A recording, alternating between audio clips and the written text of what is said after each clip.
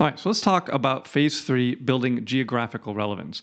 Now, before we get to phase three, we want to make sure that roughly a third of our rank map is green. Okay, so this is a rank map that would tell me it's time to start focusing on geographic relevance. We've built the topical relevance that we're after. Okay, as we're really close, we're all ones, twos, threes, and as we get farther away, we start to drop off. As we know, proximity is an important rank factor.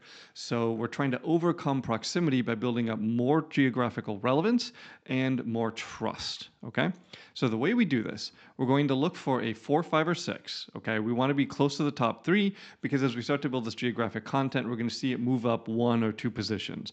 If we're in position 4 and we move up 1 position, that's amazing. If we're in position 6 and we move up 2 positions to position 4, it doesn't matter, right? So we're looking for 4 or 5 ideally, 6 if we can't find any. Then once we find that dot, we're going to zoom in, cross-check it with Google Maps, depending on your rank tool, and we're going to look for a geographic landmark, any landmark, a neighborhood name, a park nearby, a lake nearby, a monument, an intersection, a major intersection. Any geographical landmark we can find.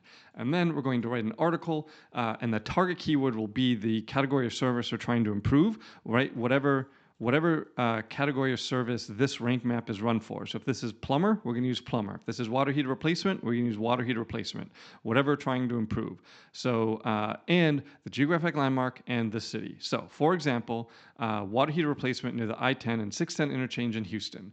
That would be if we're trying to, we found a water heater replacement that's 4, 5, or 6. We're trying to improve that to the top 3. The geographic landmark we found is the I-10 and 610 interchange. That's a very significant interstate interchange in Houston, and we have the city name Houston. Now, the content on the content that we write, it can be focused on one of these 3 things, right? We can talk about jobs that we've done near that landmark.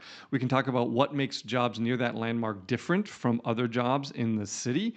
And we can also talk about something different about that landmark, right? So the I-10 and 610 interchange, it's one of the widest interstates in the United States. So there's a lot that you could talk about there, about, trying to get there and the traffic and how big of a pain it is and how wide the interstate is, all this type of stuff that you would then weave in the water heater replacement, okay? Now you're also going to create a locations page. Typically we'll link to this from the nav bar, just something that says locations. If you already have one, great. You should have one from the Core 30.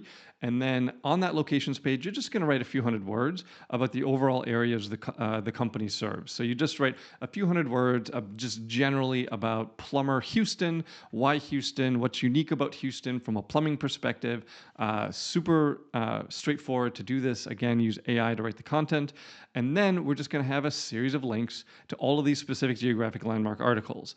And the landmark articles are going to link back to the locations page. So here's an example of what this looks like. This is an image from one of our clients in Chicago, and you can see we just have a ton of neighborhood pages. This is the locations page. So above this, there's a few hundred words about how they serve the whole Chicagoland area, and then we just wrote article after article after article about geographic landmarks, all these different neighborhoods around Chicago. Now, Chicago is a great city for this because Chicago is a city full of neighborhoods. You probably aren't working in a city that's quite as neighborhood friendly, as neighborhood focused as Chicago. No problem. These geographic landmarks don't need to be neighborhoods, okay? And we also want to include driving directions, right? So include driving directions from landmark to GBP. And that, again, we're going to help this by establishing this geographical relevance. And eventually, this map will turn fully green once we have that geographical relevance fully established across this wide range. And don't forget, you'll need to source an external link to every one of these geographic articles that are produced and posted.